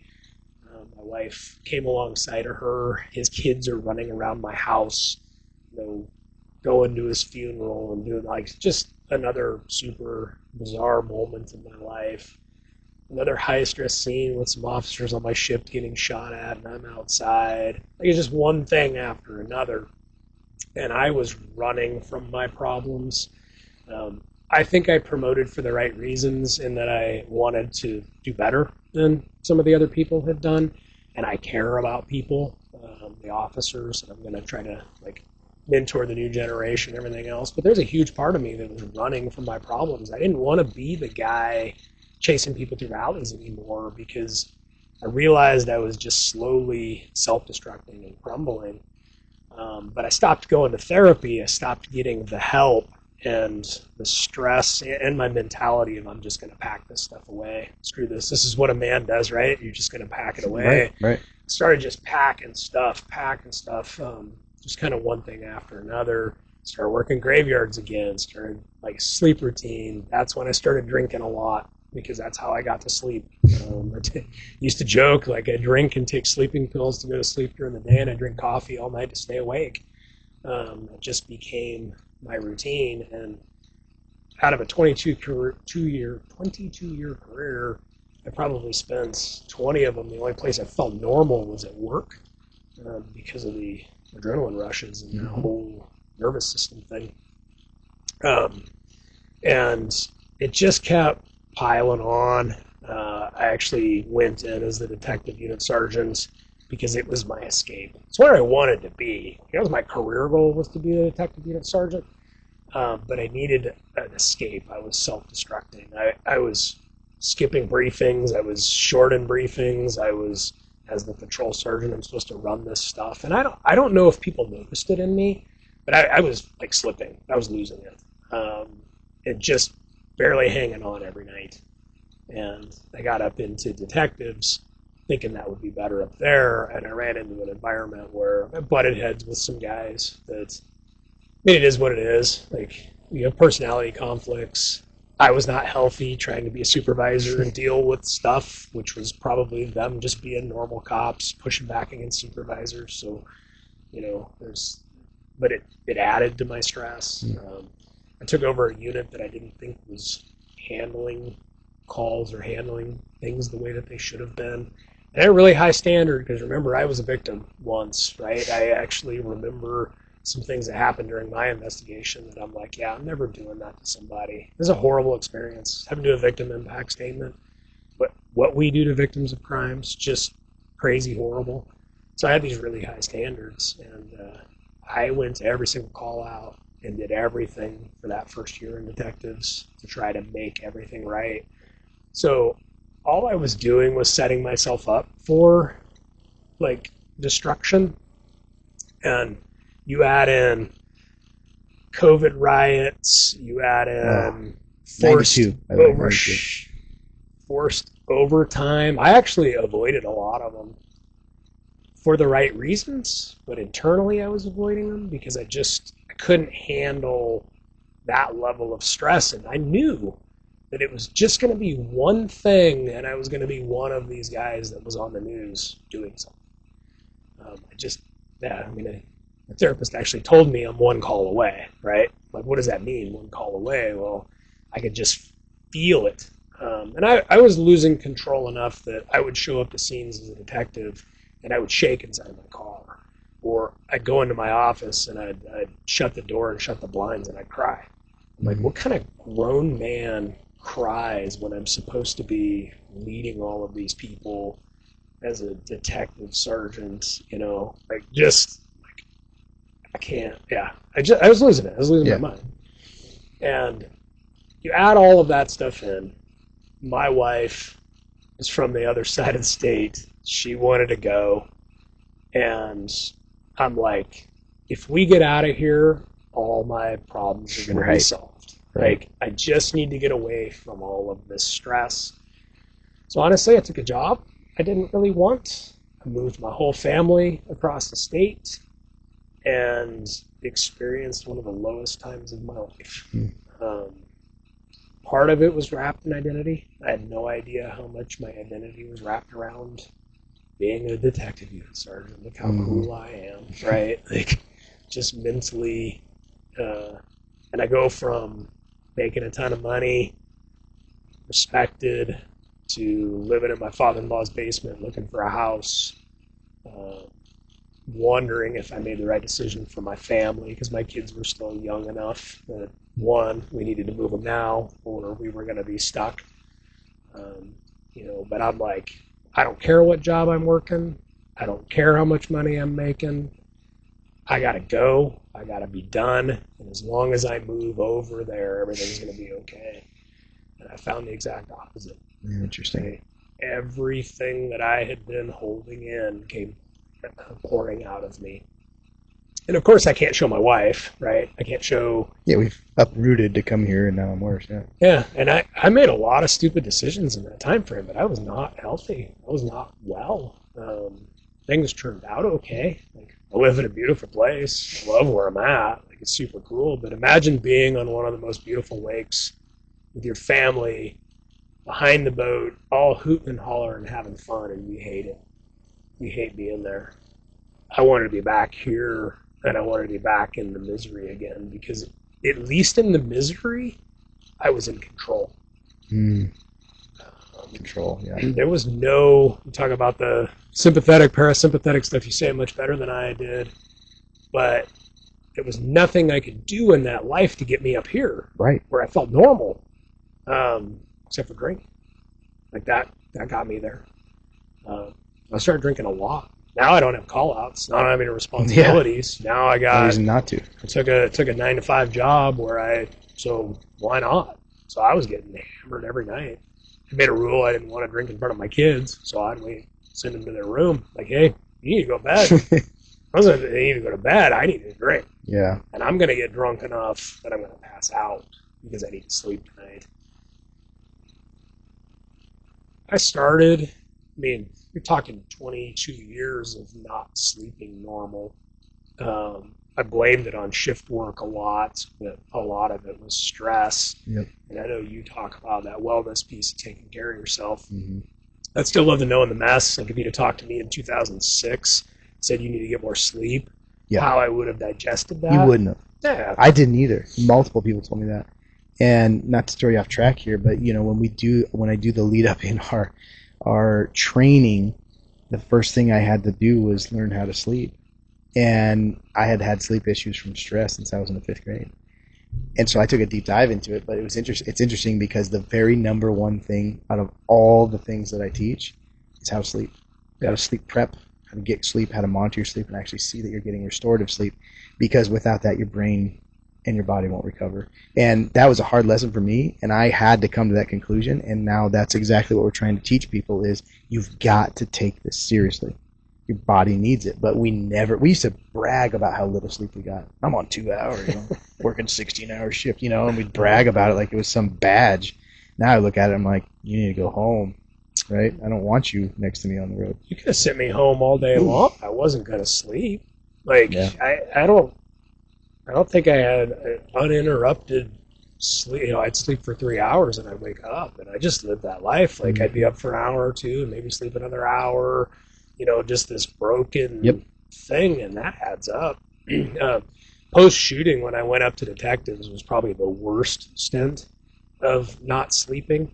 And the therapist at the time, she's like, "I'm putting you on meds. Like, you gotta get sleep." And I'm like, "No, I'm not doing it. I'm not taking that stuff. I'm not." And there was other reasons. I was flying at the time, and I couldn't do any of that.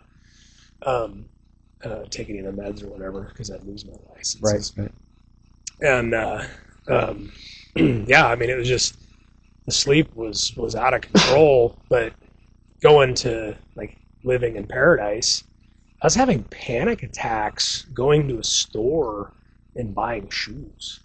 Like, I'd have to leave the store and my kids would be like, "What's wrong? Like, why are you angry and what's going on?" And I was having a full-blown panic attack just trying to buy a pair of shoes. I started going to the store by myself. I wouldn't take anybody with me. And there were multiple times I'd walk into the store, get to the aisle I needed to be on, and be like, "No, I can't do this."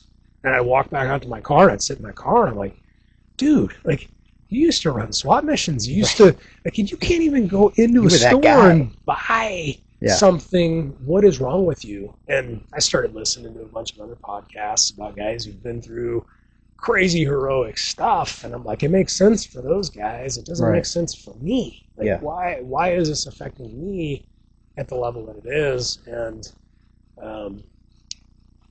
I hit rock bottom at some point in time. I think things happen for a reason. I still have a therapist's phone number in my truck, and I picked it up a bunch of times thinking I need to call, and I'm like, "Nah, like, this is what it is, man. This is as good as it gets for you."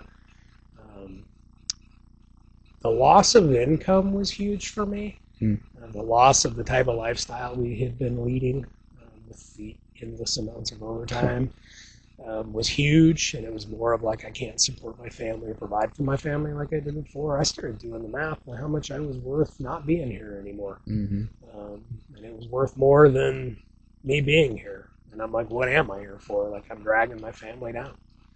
I'm mean to my kids. I'm not a good husband. Like, what is this all about? And I finally got to a point. I went on a bike ride, and pretty much had two options on the bike ride. And I came back from the bike ride and called her. Good. And that call is the most important call that you can make. Same thing. I mean, I hit rock bottom too. I made the call. But before we go into that really quick, if you had been convinced to make that call early on in your career, at any other point, especially in the beginning, I think it would have made a difference. Yes. I mean, I know for a fact that the therapy I did for that 6-year period 100% made a difference. Yeah. And I think if I could have maybe continued doing that, it would have made a difference. I'm interested in how, like, this works for you, because you're still actively doing it. Right? Yeah. I have this mindset of, if I would have just done this before, I'd still be there, I'd still be working. To some degree, I don't know if that's true, because I don't have the stress anymore. Like, I live in a place where I don't have to lock my doors, which is just bizarre. Yeah. It took a lot of getting used to, right? Like, I have zero threats in my life. And to then go through the therapy and the type of work that we've done, it's almost like a level of healing that I don't know that you can attain while you're still doing the job. So I'm curious to see, like, as you go forward and you make it, because you've still got, 5 years or so ish. Yeah, depending on how things go. Which is a long time, I mean, to some degree, it's a prison sentence when you're living in that hell. Yeah. That hell. That, I was living in every day. Like, I mean, it truly was hell. It was not a pleasant experience. Right. So, I feel like I credit a lot to the voodoo. It works. I guess part of my point is, like, what I'm trying to tell people is, when is the time to make that phone call? It's right now. Yeah. Right now is the time to make that phone call. And if you need me to teach you what the warning signs are and you're waiting for those warning signs, I'll do it. But I'm betting that if I start talking about them, you're going to be like, oh, God, yeah, I have a couple of those already. Of course you do. It's okay. But yeah, make that call. And we're getting a little long here, but let's talk about the type of therapy that you ended up the same therapy group we are. We had this knowledge, this baseline relationship with these folks. They did a great job trying to get into the first responder business. They specialize in that, and I had known them from the peer support training, stuff like that, and the stuff that they talked about made a lot of sense. But I mean, I have my story, but you tell, how has it worked for you? It's been fantastic. Like I call it voodoo because if I would have known, I guess, and maybe this answers your question, if I'd have known back then that somebody waving their hand in front of my face could fix my problems and doing it for like an hour, like, what an idiot am I that I didn't do this. The key to that, though, is that I was beyond ready to feel like a normal human being. Mm-hmm. Like I would have done anything that you asked me to be okay.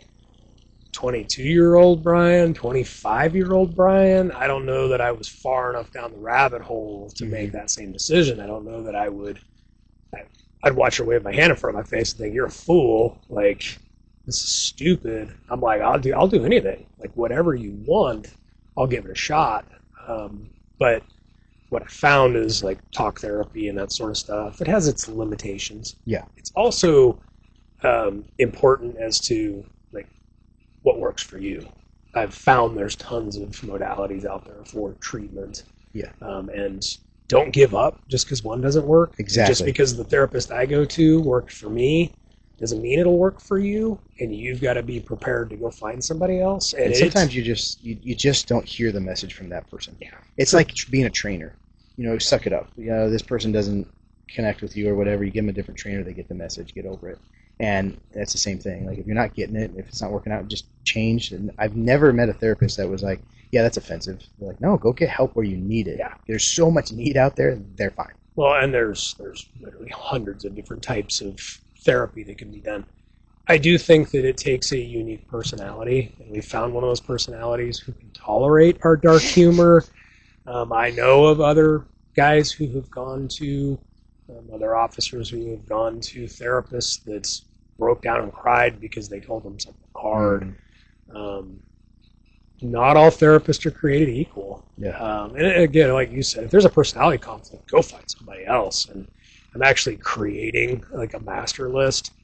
At some point in time, you asked me if I had anything to promote or like websites or email addresses. Right now, I don't. Like, maybe they can contact you and then get a hold of me. But sure. I have a ton of resources now that I've been finding and vetting and trying to find people, honestly, across the state that can help people and are the right people to deal with the types of issues. But what we do in the therapy process that we have experienced has been magical. I call him a coach.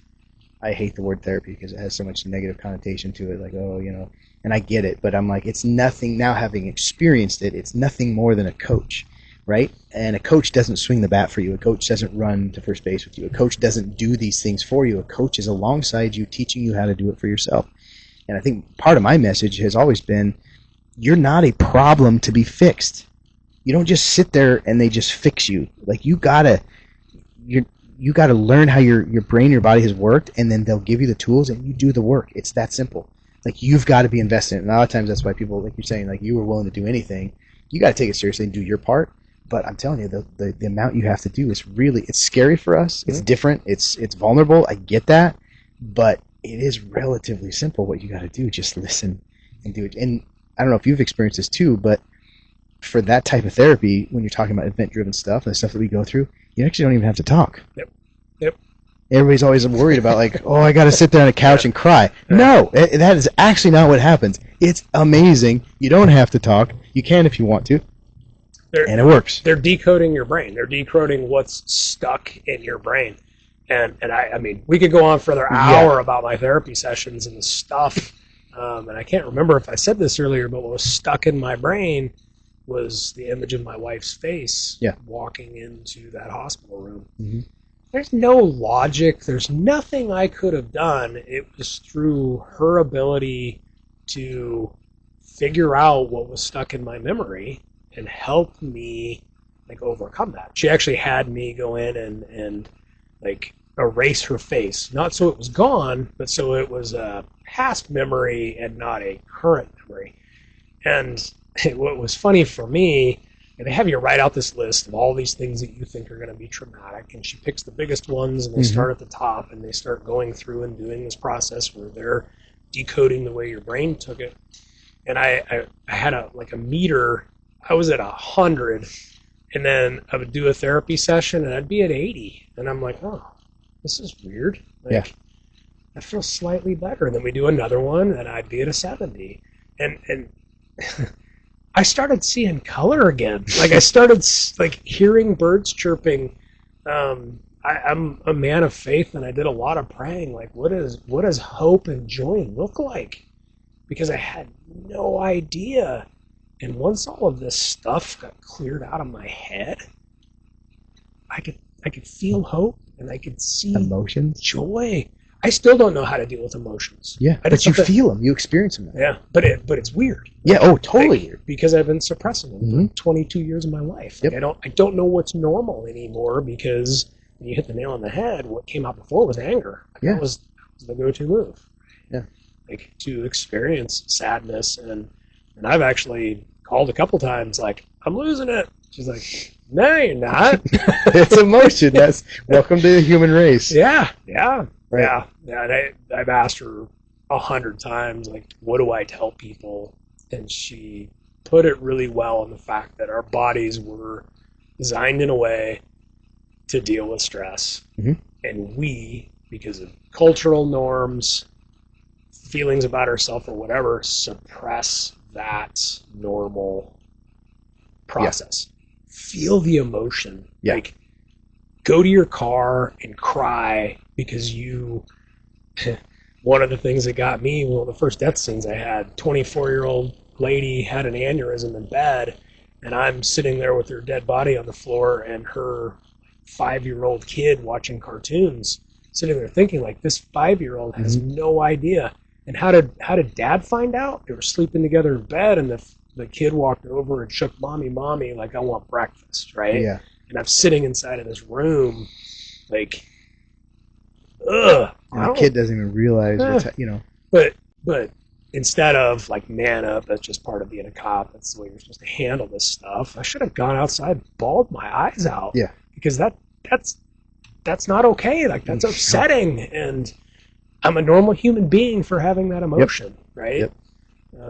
No, it's such a good thing, and we suppress so much. And I think what happens, especially for me, is that there are times that we go through stuff that our emotions have not separated from the experience, and that's a very normal process for your brain.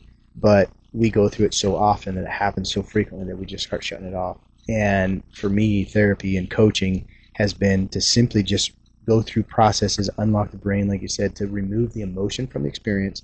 Now, it's something that I've gone through. It's a suck zone that I've gone through, but I don't relive the experience of it when I think about it. And like you said, you can only hold so much of that before you got to unlock that and get rid of it. And it has been so great. I've had health issues gone away. I mean, same here. I was in the ER for heart problems right before I called. Like, I haven't lost all of it, but I'm actually losing belly fat that I've been carrying most of my adult life is starting to go away with the same workout routines that I was doing before. We used to talk about that. Yeah. You're like, I'm just starving myself at this point. Nothing's working. Yeah. And I talk about it in my trainings and one of my podcasts where it wasn't working and something's obviously wrong. I figured out why, and all of a sudden I dropped 45 pounds and I never really dived. Yep. I mean, I had some guidelines that I put together, but stress to teach myself how to eat. But it was all cortisol and you're living way up here. Sleep. As I'm incrementally going down, I start sleeping better. Yep. I had been diagnosed with sleep apnea early on, but tried CPAP machines. Nothing worked. Like, I didn't sleep. Yeah. And so through the help of the therapist that we go to, it's like, go get a sleep study done. Let's see. Because I still wasn't sleeping all the way through the night. Well, I had sleep apnea, right? And what happens when you have sleep apnea? You get a shot of adrenaline every time you stop breathing to wake you back up again. So tell me what point in time in my 22-year career I was ever not being shot full of adrenaline. Yeah. It was 24/7, right? I'm trying to sleep, I'm getting shot full of it. I'm trying to sleep and deal with all the emotional stuff. And so now I have one of those oral sleep devices, a big mouth guard that fits in my mouth, and now I sleep. Yeah. Man, like, what a blessing, Oh, man. to actually wake up in the morning and feel rested. Yep. I didn't experience it for almost 50 years. Yeah. Honestly, because I'd done it so long, and I got a monitor, and there's a whole story behind that. But now I monitor my sleep, and I can tell when I've had actually restorative sleep or if I'm unconscious, and there's a big difference. Yeah. And you can see the spikes that you're talking about, and it's like, now I got to address that. And once I did, huge difference. So, the message from us, I think, is it's recoverable. I hate the word PTSD. I love the word PTSI. It's an injury. It's post-traumatic stress injury. It doesn't have to be a disorder. And especially if you're a first responder, the types of stress we deal with on a daily basis, that stuff is fixable. It's solvable. Bryan and I have learned how to reverse it. It's taken a long time, tons of study. I'm open to new information, but I'm sharing everything I have to try to make you feel better. But if there's any time to start the therapy process, get a coach, it's right now. And I would rather you not wait until you got as bad as Bryan did or as bad as I did before you listen to this stuff and just use it. Enjoy life. It's a great life. I'm happy to be here. I'm able to enjoy my job again. And I'm not, counting the dreaded days. Remember those guys that would have like a timer on their screensaver? Like, that's how many hours I have left. Like, Jesus, it's like... I watch the guy every day open up his locker and check off a box. Oh, and I'm like, how long do you have to retirement? He's like, 4 years. And I'm like, that's a lot of calendars. Yeah, you cannot live that way. That is not how it's supposed to be. But it's solvable. Bryan, you've been through a lot. Honestly, I'll tell you, thank you, obviously, for coming here. But thanks for being such an example to me. I mean, you were one of my titans that I like to talk about, never by name. But these were the guys that I held at the highest regard. They could do anything. They were tough. They had all this knowledge. I want to be just like them. And one by one, we all started to really hurt and suffer, right? And I used that as kind of a drive for me to say, we got to figure this out. We got to stop. I didn't know how to help you, right? I didn't know how to help Sean. And I'm dealing with my own stuff too, and we just got to be done dealing with it. So if anything we can do is we want to be a light in your dark, because we know you work in the dark, we know you experience dark. There is a light, there is a way out. It is reversible, so don't give up on yourself. We're happy to help anytime we can, but just realize that it's reversible, and the time to start is right now.